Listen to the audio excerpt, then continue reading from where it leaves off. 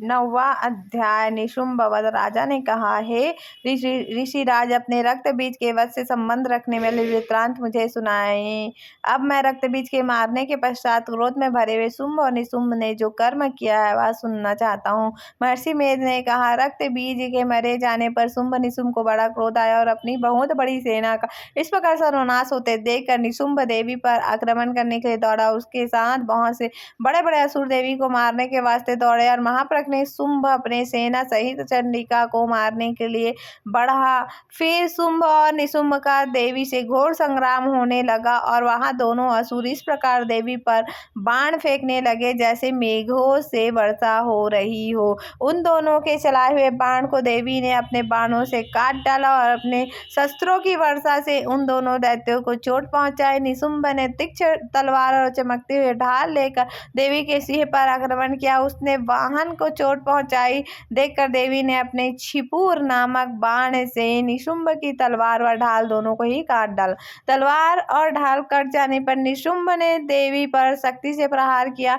देवी अपने चक्र से उनके 2 टुकड़े कर दिए। फिर क्या था, दैत्य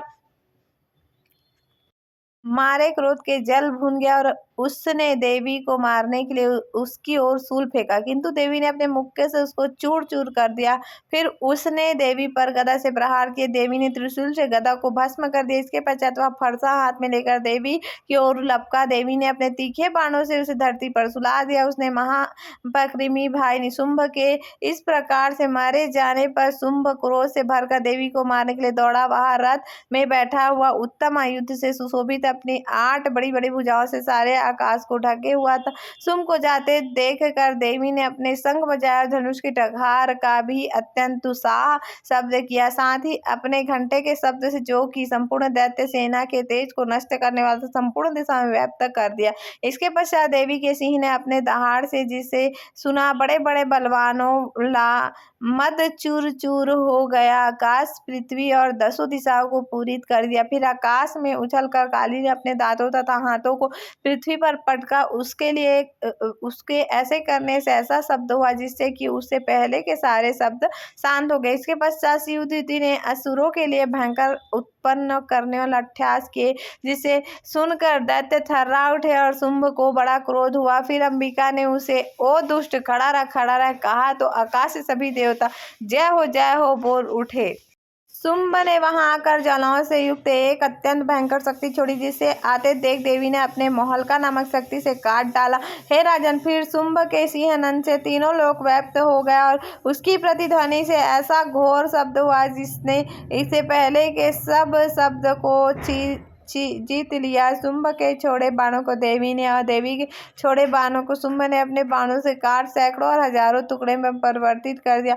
इसके पश्चात जब चंडिका ने क्रोध में भरा शुंभ को त्रिशूल से मारा, वह मूर्छित होकर पृथ्वी पर गिर गया। जब उसकी मूर्छा दूर हुई तो वह धनुष लेकर आया और अपने बाणों से उसने देवी, काली और सिंह को घायल कर दिया। फिर उस राक्षस ने 10,000 भुजाएं धारण करके चक्र आदि आयुधों से देवी को अक्षित कर दिया। तब भगवती दुर्गा ने क्रोधित होकर अपने बाणों से उन चक्रों तथा बाणों को काट डाला। यहाँ देखकर निशुम्भ हाथ में गदा लेकर चंडिका को मारने के लिए दौड़ा।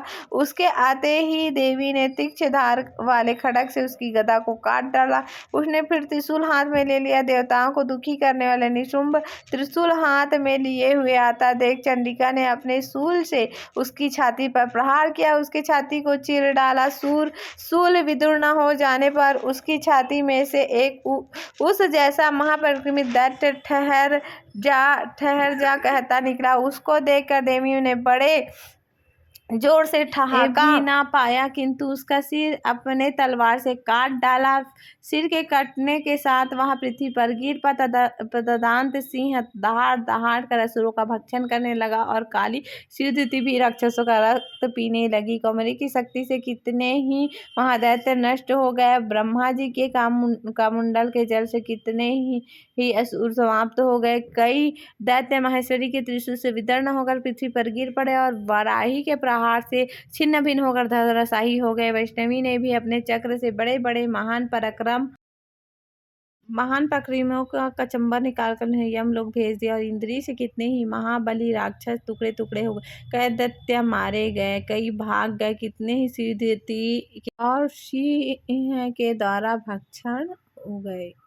9वां अध्याय संपूर्ण। 10वां अध्याय शुंभ वध। महर्षि मेध ने कहा, है राजन, अपने प्यारे भाई को मरा हुआ तथा सेना को नष्ट हुई देखकर क्रोध में भरकर दैत्यराज शुंभ कहने लगे, दुष्ट दुर्गे, तू अहंकार से गर्व मत कर, क्योंकि तू दूसरों के बल पर लड़ रही है। देवी ने कहा, है दुष्ट, देख, मैं तो अकेली ही हूँ, इस संसार में मेरे सिवा दूसरा कौन है। यहाँ सब मेरी शक्तियाँ हैं, देख, यह सब की सब मुझ में प्रविष्ट हो रही हैं। इसके पश्चात ब्रह्माणी आदि सब देवियाँ उस देवी के शरीर में लीन हो गई। देवी अकेली रह गई। तब देवी ने कहा, मैं अपने ऐश्वर्य शक्ति से अनेक रूप में यहाँ उपस्थित हुई हूँ, उन सब रूपों को मैंने समेट लिया है, अब अकेली ही यहाँ खड़ी हूँ, तुम भी यहीं ठहरो। महर्षि मेध ने कहा, तब देवताओं तथा राक्षसों के देखते देखते देवी तथा शुंभ में भयंकर युद्ध होने लगा। अंबिका देवी ने सैकड़ों अस्त्र शस्त्र छोड़े, उधर दैत्यराज ने भी भयंकर अस्त्रों का प्रहार आरंभ कर दिया। देवी के छोड़े हुए सैकड़ों अस्त्रों को दैत्य ने अपने अस्त्रों द्वारा काट डाला है।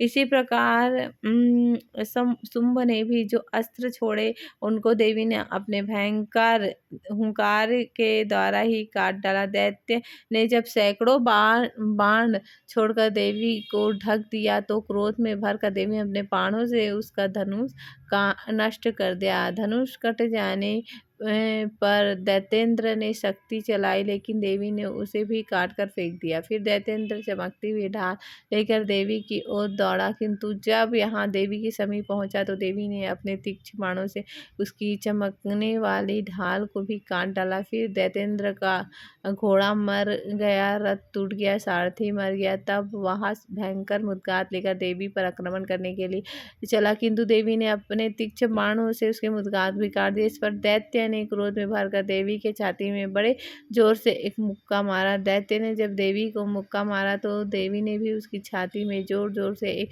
थप्पड़ मारा। थप्पड़ खाकर पहले तो दैत्य पृथ्वी पर गिर पड़ा, किंतु तुरंत ही वह उठ खड़ा, फिर वहां देवी को पकड़कर आकाश में उछला और वहां जाकर दोनों युद्ध होने लगा। यह युद्ध ऋषियों और देवताओं को आश्चर्य में डालने वाला था। देवी आकाश में दैत्य के साथ बहुत देर तक युद्ध करती रही। फिर देवी ने उसे आकाश में घुमाकर पृथ्वी पर गिरा दिया। दुष्टात्मा दैत्य पुनः उठकर देवी को मारने के लिए दौड़ा था। उसको अपनी ओर आते हुए देख देवी ने उसकी छाती विदीर्ण न करके उसको पृथ्वी पर पटक दिया। देवी के त्रिशूल से घायल होने पर दैत्यों के प्राण पखोरे उड़ गए और उसके मरने पर समुद्र, द्वीप, पर्वत और पृथ्वी सब कांपने लग गए। तदंत उस दुष्टात्मा ने मरने से संपूर्ण जगत प्रसन्न व स्वस्थ हो गया और आकाश निर्मल हो गए। पहले तो उत्पात सूचक मेघ और उल्कापात होते थे, वह सब शांत हो गया। उसके मारे जाने पर नदियाँ अपने ठीक मार्ग से बहने लगी। संपूर्ण देवता हृदय हर्ष से भर गया और गंधर्व सुंदर गान गाने लगी। गंधर्व बाजे बजने लगे और अप्सराएं नाचने लगी। पवित्र वायु बहने लगी। सूर्य की कांति स्वच्छ हो गई। यज्ञशालाओं की बुझी हुई अग्नि अपने आप प्रज्वलित हो गई तथा चारों दिशा में शांति फैल गई। इस प्रकार अध्याय 10वां पूर्ण हुआ। जय माता दी। ऐसे ही वीडियो के लिए हमसे जुड़े रहें। ब्लेस्ड रुद्रांशी। हर हर महादेव। इस नवरात्रि अब सभी भक्तजनों की सभी मनोकामना पूर्ण हो। जय माता दी।